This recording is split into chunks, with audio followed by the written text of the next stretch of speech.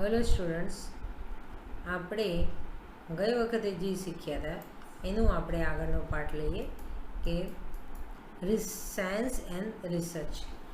Research is done with the help of study, experiment, observation, analysis, comparison, reasoning. Only science through it is possible to make progress in the field. The science method is based on certain basic postulates. It relies on empirical evidence. Second, it is utilize relevant concept. Research જે આપણે કરીએ એ અભ્યાસને related હોવો જોઈએ, એટલે કે અભ્યાસમાં ઉપયોગી થવો જોઈએ. એક્સપેરિમેન્ટ હોય, ઓબ્ઝર્વેશન હોય, એનું પૃથ્થકરણ કરો, સરખામણી કરો, રિઝનિંગ કરો, એ રિસર્ચ કહેવાય. સાયન્સ જુદા જુદા ક્ષેત્રમાં સાયન્સ દ્વારા આ બધું શક્ય વધુ પડે છે. This science method is base on સાયન્સની રીતો એ મોટે ભાગે આ જુદા જુદા પોસ્ચ્યુલેટ એટલે કે ધારણાઓ. આપ ધારો કે આમ છે, ધારો કે આવું છે, થયું હતું, એ બધું શું કહેવાય? પોસ્ચ્યુલેટ કહેવાય. It realise on empirical evidence, એટલે કે તથ્યવાળા સત્ય હોય અને તથ્ય હાવ એકદમ વાહિયાત વાત જેવાના હોય એને સાયન્સ મેથડ રીતે આપણે કરીએ છીએ. અને it is utilize relevant concept, એના સંબંધિત એના કન્સેપ્ટો આપણે ક્લિયર કરીએ છીએ. ઇટ ઇઝ કમિટેડ ટુ એની objective consideration. It is presuppose ethical neutrality. It results into probabilistic prediction. Its methodology is made known to all concerned for critical scrutiny or for use in testing the conclusion through replication. It aims at formulating for general axiom or what can be termed as scientific theory. આપણે અહીંયા કહેવા માગીએ છીએ કે જે પણ research છે એને કન્સિડર ધ્યાનમાં લઈ અને એનું આગળ વાત, એટલે કે એની જે રિએક્શન્સ છે એનું શું કરવું છે, કે આજે આગળ આપણે શું કરવું છે. ન્યુટ્રલાઇઝ પ્રિસપોઝ એથિક ન્યુટ્રલિટી, એટલે સાચું શું હોઈ શકે જે પણ આપણે રિસર્ચ કરવું છે એના માટે. It methodology is made non to all concern the critical testing conclusion through the replication, એટલે કે જે કોમ્પ્લેક્સ હોય, કે બહુ બધી ધારણાઓ બધાથી ભેગું થયું હોય તો એમાંથી એક પર્ટિક્યુલર મેથડ તમે એમાંથી કાઢી અને નવી આપણે જનરેટ કરવી પડે, બરાબર. એનું ફોર્મ્યુલેટિંગ કરવું પડે. General what we term scientific થિયોરીમાં શું સાચું છે એના રિલેટેડ તમારે કરવું પડે. ફંડામેન્ટલ રિસર્ચ ઓન, એટલે કે સામાન્ય રીતે જે રિસર્ચ થાય છે, astronomy May lead to identification of few planets or stars in our galaxy. Elementary particles result in identification of new particles. આપણને ખબર છે કે નાના સ્ટાન્ડર્ડમાં આપણને ભણવામાં આવતું હતું કે 9 પ્લેનેટ છે. પછી આપણે જેમ મોટા થયા અને આપણને સાયન્ટિસ્ટોએ ચોક્કસ કર્યું કે પ્લેટુ એ ઉપગ્રહ છે જ નહીં, બરાબર. તે એ સ્ટડી જે છે, અન્ડરસ્ટેન્ડિંગ છે, એસ્ટ્રોનોમર કરે છે. Elementary particle result identification new particles, નવા પાર્ટિકલ્સની શોધખોળ થાય છે. Complex function may be find to a new patterns or new process. Complex જે ફંક્શન હોય એટલે કે એના જે કાર્ય પાર્ટિકલ્સના હોય, કેલ્ક્યુલેશનના હોય, એ નવી નવી પ્રોસેસ અથવા પેટર્ન ઉત્પન્ન કરે છે. Differential equations result in a new types of solution.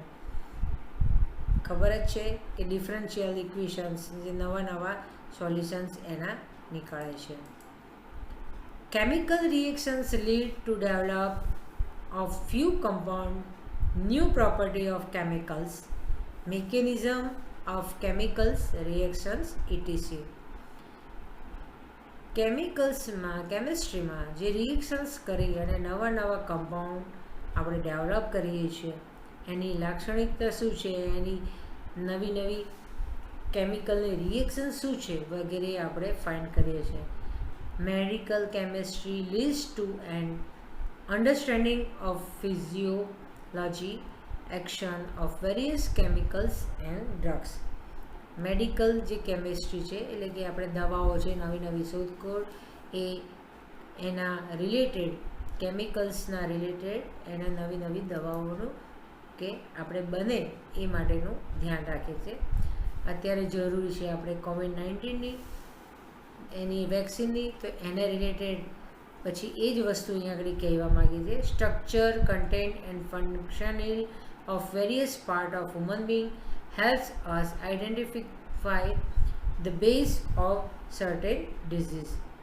એટલે કે જ્યારે પણ અત્યારે COVID-19ની જે રસીની આપણને જરૂર છે એ જરૂર છે, તો એ કેવી રીતે ફાઇન્ડ કરે એ લોકો જે સાયન્ટિસ્ટો છે, તો સાયન્ટિસ્ટો એવી રીતે ફાઇન્ડ કરે કે એમને કે બોડીમાં શું ચેન્જીસ આવે છે, રાઈટ, કે બોડીમાં ચેન્જીસ શું આવે અને એ ચેન્જીસમાં એમાં ધારો કે શરદી થાય છે, કફ થાય છે, તાવ આવે છે, સામાન્ય ડિસીઝ કીધા, એને રિલેટેડ જે કેમિકલ રિએક્શન્સ થતું હોય, બરાબર, તો એના માટે થઈને એ કેમિસ્ટ્રી અને મેડિકલ સ્ટ્રક્ચર કન્ટેન્ટ્સ કોઈ નવી ડ્રગ્સ બનાવે અને ડ્રગ્સને રિલેટેડ એ લોકો બેઝિસ કન્ટેન્ટ એટલે હ્યુમન બોડીને જે પાર્ટને ફંક્શનિંગ કરતું હોય અને એમાં જે ડેફિશિયન્સી હોય એ ડેફિશિયન્સીને રિલેટેડ એ તમે વર્ક કરી શકો છો, બરાબર. રિસર્ચ પ્રોસેસમાં એ થાય. The research process is similar two undertaking a journey. For a research journey, there are two important decisions to make. What you want to find out about, or what research question you can find to answer to. How to go about finding that answer. Research process કોઈ પણ આપણે research કરીએ તો સૌથી પહેલાં તો એ બહુ લાંબી જર્ની છે, એ નહીં કે અહીંથી 2 દિવસમાં 3 દિવસમાં પતી જાય, બરાબર, કે મેઇન છે કે તમારે રિસર્ચ શેના ઉપર કરવો છે, ક્વેશ્ચનિંગ થાય છે. તમે પછી રિસર્ચ નક્કી કરો તો કે એનો આન્સર શું હોઈ શકે, હું આવું કરીશ તો આપણને આવું રિઝલ્ટ મળશે, એ તમને આમ થોડોક અંદાજ હોવો જોઈએ, અથવા તો આપણને કે આ મારે કરવું છે અને તો મારે શું કરવું જોઈશે. એક્ઝામ્પલ આપો કે ફિઝિક્સમાં એક્સપેરિમેન્ટમાં તમે કરો તો કે તમારે થીમ ફિલ્મ બનાવવી છે અથવા તો કે પાર્ટિકલ્સ બનાવવા છે, તો એ પાર્ટિકલ્સ તમારે બનાવવા માટે કયા કયા તમારે કેમિકલ્સ જોઈએ છે, તો કે તમારો આન્સર કયા શું કે કેમિકલ લેશો એ ક્વેશ્ચન થયો અને હું આ કેમિકલ્સથી કરીશ એટલે એનો આન્સર થયો. એટલે કે તમારે જે વર્ક કરવું છે એને રિલેટેડ તમારું ફંક્શન હોય તો તમને તમારી આઈડિયા સારો મળી જાય છે. સ્ટેપ ઓફ રિસર્ચ પ્રોસેસ,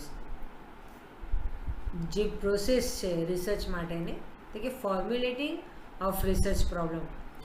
અચ્છા, રિસર્ચ પ્રોબ્લેમ ઓનલી પીએચડી કે ગાઈડ માટે કે નવા એના માટે નહીં હોતું. તમે અત્યારે પણ તમારા સ્ટુડન્ટ્સ લાઈફમાં કે યુજીસી અથવા તો ગુજકોસ્ટમાંથી તમે પ્રોજેક્ટ મેળવી અને તમે એના પૈસા પણ મેળવી શકો છો, પણ એની ટર્મ્સ એન્ડ કન્ડિશન્સ તમારે ફૂલફિલ કરવું જોઈએ, બરાબર. એટલે કે રિસર્ચ પ્રોસેસ માટે કે શું સ્ટેપ હોવું જોઈએ કે ફોર્મ્યુલેટિંગ ધ રિસર્ચ પ્રોબ્લેમ, કે તમારા જે રિસર્ચ છે એનો ફોર્મ્યુલા બનાવવી પડે કે આવી રીતે હું કરીશ, આમ કરીશ, એવી રીતે. Executive literature review. લિટરેચર જે છે તમારું, એટલે કે મીન્સ કે જે પ્રોબ્લેમ છે એ પ્રોબ્લેમને તમારું જે રિસર્ચ છે એ ક્યાં સુધી સંશોધન થયું છે અને ક્યાં સુધી અવેલેબલ છે, કઈ કઈ જગ્યાએ અવેલેબલ છે. એકલું લાઇબ્રેરી નહીં, પણ લિટરેચર રિવ્યૂ એટલે મીન્સ કે જે પબ્લિશ પેપર હોય લેટેસ્ટ એ તમારે ફાઇન્ડ કરવા પડે. ચાહે એ પેલું પેપર પબ્લિશ પે જર્નલ હોય કે નોન પે હોય, તો જ્યારે તમારી વારી તમારે લેવાનું હોય તો રિસર્ચ ગેટમાંથી જે તમારા મળે છે એ સારામાં સારા કયો પેપરમાં હોય તો કે સાયન્સ એલ્સવેર, પછી ક્વોન્ટમ એક્સપ્રેસો, API, બરાબર, અમેરિકન ઇન્સ્ટિટ્યૂટ ઓફ પ્રોસેસિંગ, બરાબર, એ બધા જે છે એ સારી જર્નલના તમારે લિટરેચર લેવા પડે અને એનું સ્ટડી કરવો પડે. અહીંયા આગળ જે આપણે પ્રોજેક્ટ કરાવતા હતા અત્યાર સુધી, હવે લગભગ નથી, તો એમાં ઘણા સ્ટુડન્ટ્સો એવું કરતા હતા કે જે તૈયાર મટીરિયલ લઈને પૈસાથી કરી દેતા હતા. ઘણા એવું કરતા હતા કે મટીરિયલ તો મળે પણ એનું પબ્લિશ પેપર થાય એવું કોઈ કરતા નહોતા. એટલે એ પ્રમાણે આનું રિસર્ચનું છે. પછી preparing the research design including the sample design, right, એટલે કે રિસર્ચને સેમ્પલ ડિઝાઇન તરીકે તમે રિસર્ચ કરો. ડિટરમાઇન ધ સેમ્પલ ડિઝાઇન, શોધો કે એનું ડિઝાઇન શું છે. કલેક્ટિંગ ધ ડેટા, જે તમે કેમિકલ તમે યુઝ કરવાના છો કે જે તમે એનું પાર્ટિકલ્સ બનાવવાનો છે એ રો મટીરિયલ છે એનું ભેગું કરશો પહેલાં, બરાબર. કલેક્ટિંગ ડેટા એટલે કે જે રો મટીરિયલ છે એ સારું લઈએ એટલે તમને સારું આઉટપુટ મળી જાય. એક્ઝિક્યુટિંગ ધ પ્રોજેક્ટ એટલે કે જે કેમિકલ્સ આપણે લીધું એ કેમિકલ્સને રિએક્શન્સ કરાવીશું અને એનું આપણે પાર્ટિકલ્સ બનાવીશું, એટલે કે executing the data. Analysis of data. હવે એક્ઝિક્યુટિંગ બનાવ્યું ખરું, પછી આપણે શું કરીએ છીએ કે એને એના કેરેક્ટરાઇઝેશનમાં ચાંગા, સિકાર્ડ, પછી અમુક જગ્યાએ આપણે અહીંયા આગળ ડિપાર્ટમેન્ટ ઓફ કેમિસ્ટ્રીમાં આપણે HNGUમાં અમુક થતું હોય છે, એટલે અમુક અહીંથી લઈએ. HNGUમાં આપણે ડેટાનું કલેક્શન કરાવીએ, એટલે કે કેરેક્ટરાઇઝેશન જેની કરાવીએ તે સ્ટુડન્ટ્સ માટેની આપણે થોડીક અમુક લાભ હોય છે. ડિપાર્ટમેન્ટના હોય કે ચાહે સ્ટુડન્ટ્સના હોય તો એની ફીસ ઓછી હોય છે. એટલે એનાલાઇઝ એ ડેટા, તમારે એને પ્રોજેક્ટ એક્ઝિક્યુટ કર્યો પછી એને તમે આપો છો, આપો એટલે તમને એ ડેટા તમને આપે એટલે તમે એનું ટેસ્ટિંગ કરો, એટલે કે હાઇપોથેસિસ કે એનું સ્ક્રુટિનાઇઝ કરો કે આનાથી શું થશે, બરાબર. અને હવે એ ટેસ્ટિંગ જે છે કે મારે આ રિઝલ્ટ મળ્યું માટે કે બીજા સાથેની કમ્પેરમાં મારું રિઝલ્ટ સારું છે કે ખરાબ મળ્યું મને, એ એવું નથી કે બધું સારું જ મળે એવું, પણ અમુક વસ્તુ ડિસએડવાન્ટેજ, એટલે કે આ ખરાબ આપણને રિલેટેડ છે તો આપણે યુઝ ન કરવું જોઈએ, એ રીતે પણ રિસર્ચ થતું હોય છે, right. Generalization and interpretation. Interpretation એટલે કે અર્થઘટન થાય. જનરલાઇઝ એટલે કે સામાન્ય રીતે ફાઇનલી તમે શું મેળવ્યું, રિસર્ચ કર્યું, એને જનરલાઇઝ કહેવાય. Preparation of the report or presentation of results. જે તમે રિપોર્ટ બનાવ્યો એનું પ્રેઝન્ટેશન રિઝલ્ટ તૈયાર કરો છો. Formula right-ups of conclusion reached. તમે રિપોર્ટ જે બનાવ્યો ફોર્મ્યુલાથી 1 by 1 સ્ટેપ્સ, શું કર્યું શું નહીં કર્યું અને ત્યાંથી તમે શું લાવ્યા અને રિઝલ્ટ શું મળ્યું, એ તમારું પ્રિપેરેશન છે. Essential steps of research. બહુ જરૂરી, અતિશય જરૂરી જે કહી શકાય એ કે લિટરેચર રિવ્યૂ. લિટરેચર રિવ્યૂ એટલા માટે જરૂરી છે કે જે તમે પાર્ટિકલ્સ બનાવો છો અથવા બનાવ્યા હશે એ પાર્ટિકલ્સનું ક્યાં સુધી તમે કર્યું અત્યારે અવેલેબલ છે. એટલે અહીંયા આગળ આપણે લખ્યું છે need of review of literature. It is called literature review because the content of chapter are based on published material. A literature review is an amount of what has been published on a topic by accredited scholars and researchers and aim to build a theoretical foundation upon which the research is based. અહીં આગળ એ કહીએ છીએ કે રિસર્ચના જે particles બનાવ્યા એ પાર્ટિકલ્સને એ પહેલાં આપણે literature રિવ્યૂથી એટલે કે જ્યાં જ્યાં આપણને મટીરિયલ મળ્યું, પેપર પબ્લિશ મળ્યા, એમાંથી આપણે શોધ્યું કે અહીંયા સુધી આ મટીરિયલનું વર્ક થયેલું છે, અહીંથી આગળ હું આ મટીરિયલનું કન્ટેન્ટનું વર્ક કરું છું. એટલે કે હવે નવા જે કન્ટેન્ટને લીધે તે કેરેક્ટરાઇઝેશનને લીધે તે ચેપ્ટરાઇઝેશન કરી શકીએ છીએ. એટલે કે જે રિવ્યૂ લિટરેચર રિવ્યૂ છે એ પહેલાં સ્ટાર્ટિંગના આપણે ચેપ્ટર હોય છે કે ક્યાં સુધી અહીંયા આગળ થયેલું છે અને હવે આપણે ક્યાં સુધી કરવાના છે એ લિટરેચર રિવ્યૂમાં આવે છે. એટલે કે જે સ્કોલર અને રિસર્ચર્સને બેઝ આપણને મળે છે. Okay. The purpose of literature review is to summarize, evaluate and compose the main development and current debates in the field which are specially relevant to the subject of research embodied in the thesis. Literature review છે એ summarise છે, નવું શોધેલું છે અને બધાનું compose ભેગું કરેલું એ કે આ યરમાં આ શોધાયું હતું, આ યરમાં આવી રીતે શોધાયું હતું.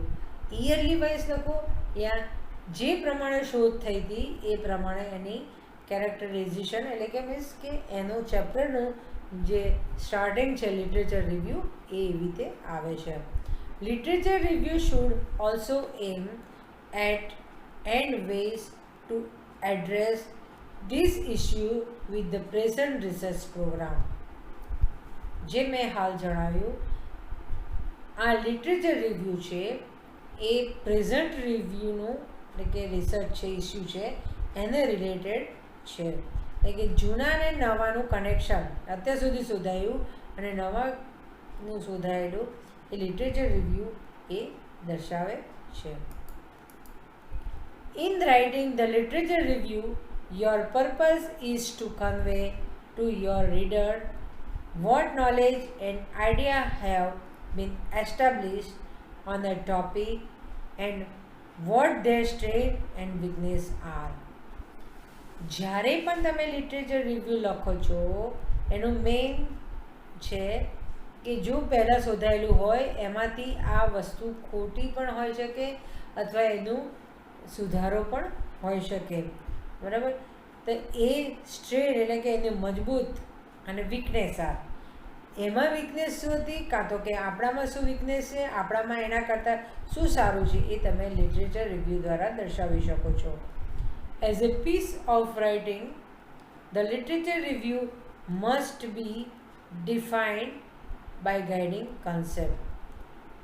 આ આપણે આપણી જાતે લખીએ પણ જ્યારે આપણે ગાઈડ હોય એ ગાઈડને નોલેજમાં હોય અને એને રિલેટેડ આપણે લખીએ કે એ પ્રમાણે તો આપણું લિટરેચર રિવ્યૂ સારું બની શકે છે. જો અહીંયા આગળ લખ્યું છે your reader what knowledge and idea have establish એટલે કે જ્ઞાન અને આઈડિયા તમારું શું ટોપિકને રિલેટેડ સ્થાપિત થાય છે, એસ્ટાબ્લિશ એટલે સ્થાપના થાય છે તો એ મજબૂત છે એટલે બહુ પોઝિટિવ છે કે નેગેટિવ એ અહીંયા આગળ દર્શાવ્યું છે. અને writing literature must be defined by guiding concept. Depending on the scope of your literature review, it may need to divide into number of sections.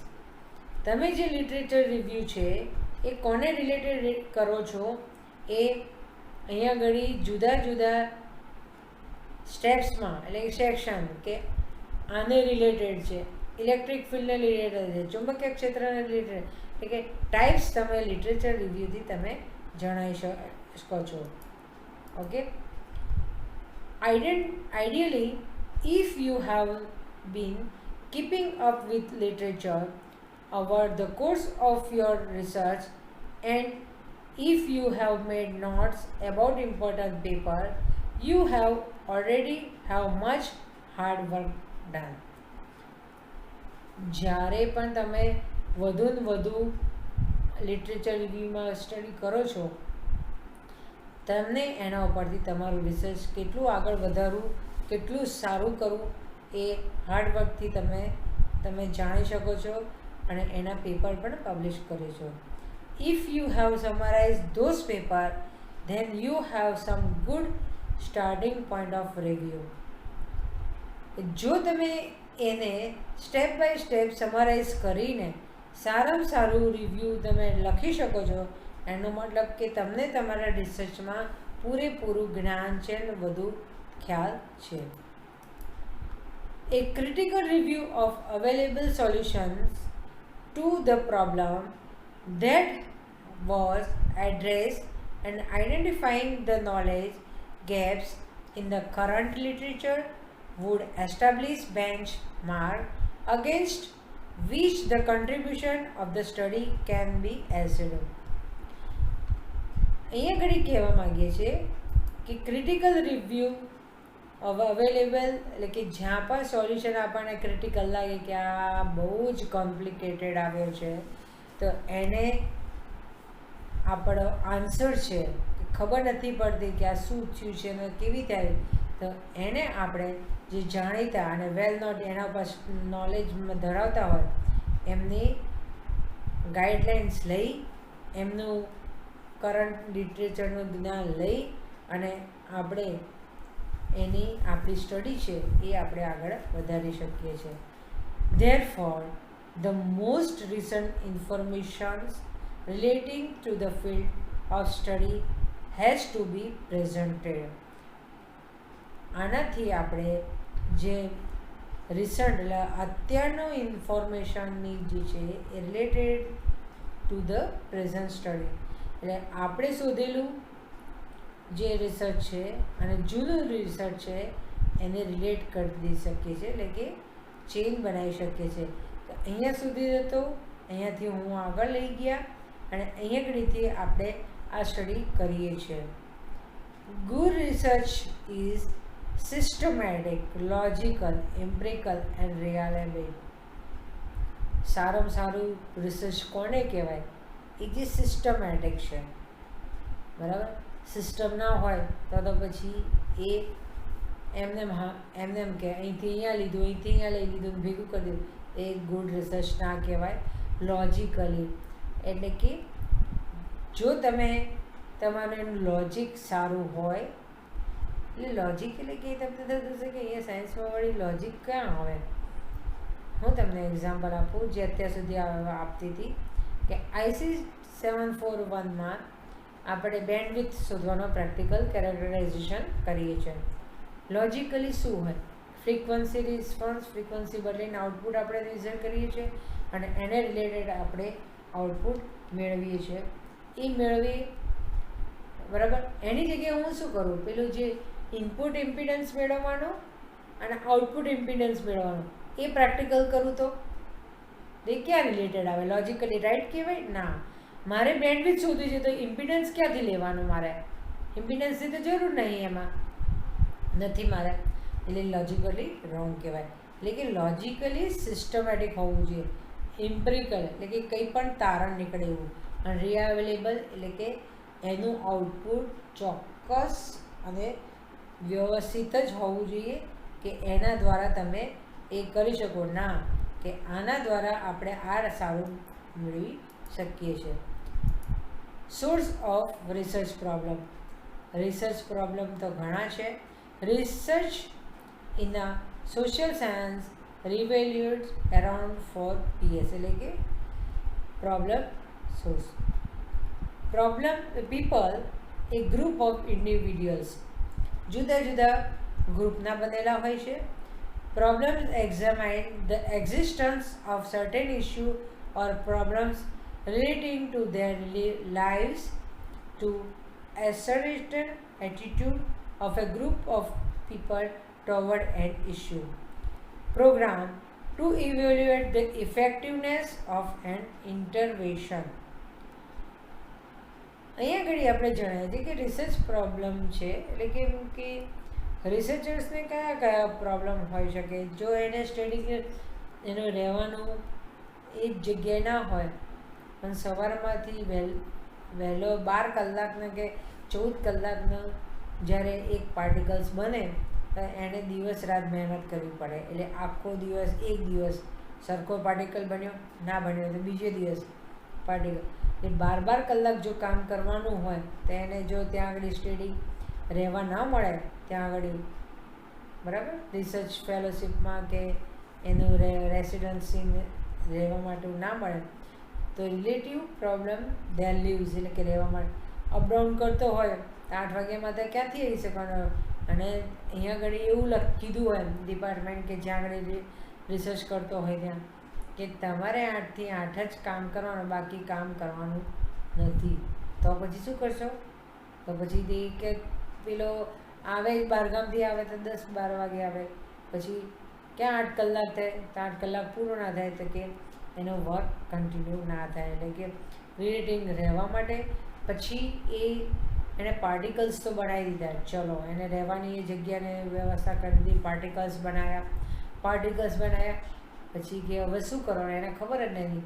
જે ગાઈડ છે તે ગાઈડને તે નવો ટૉપિક કદાચ હોય તો એને ખબર નથી કે શું કરવાનું, તો કોઈ જે કામ કરતું હોય એને ગ્રુપને એને વાત કરવી પડે, બરાબર.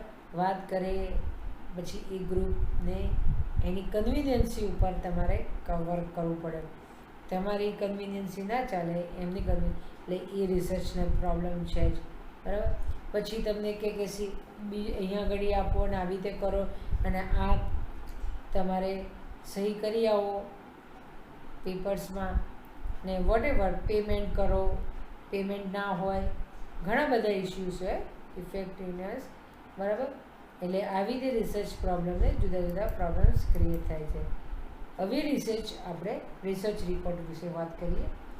રિસર્ચ રિપોર્ટ એટલે કે જો કોઈ પણ રિસર્ચ રિપોર્ટ આપણે બનાવીએ તો જનરલાઇઝ આવી રીતે સ્ટેપ્સમાં હોય છે. Title page, certificate.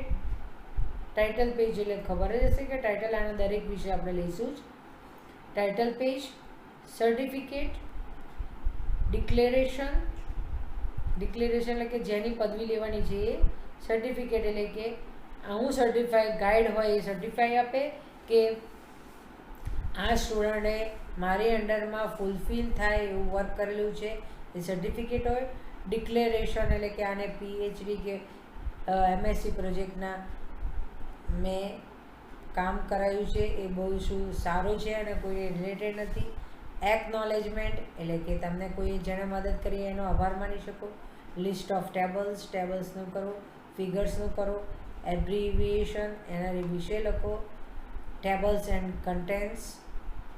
સમરી એટલે કે તમે જે વર્ક કર્યું એની સમરી. એપેન્ડિક્સ એટલે કે જે પણ વર્ક છે એને રિલેટેડ વર્ક છે. અને રેફરન્સીસ, બરાબર. એટલે કે રેફરન્સ શું તમારે છે એ તમે અહીંયા આગળ જે પણ લિટરેચર રિવ્યૂમાં કર્યું એ તમે રેફરન્સીસ લખી શકો છો. અહીંયા એવું જરૂર નથી કે 1-2 લખવા, તમે જેટલા યુઝ કર્યા હોય એ લખી શકો છો. ઓકે, આના વિશે આપણે નેક્સ્ટ લેક્ચરમાં લખશું. Wish you have a nice day. મળીએ નેક્સ્ટ લેક્ચરમાં.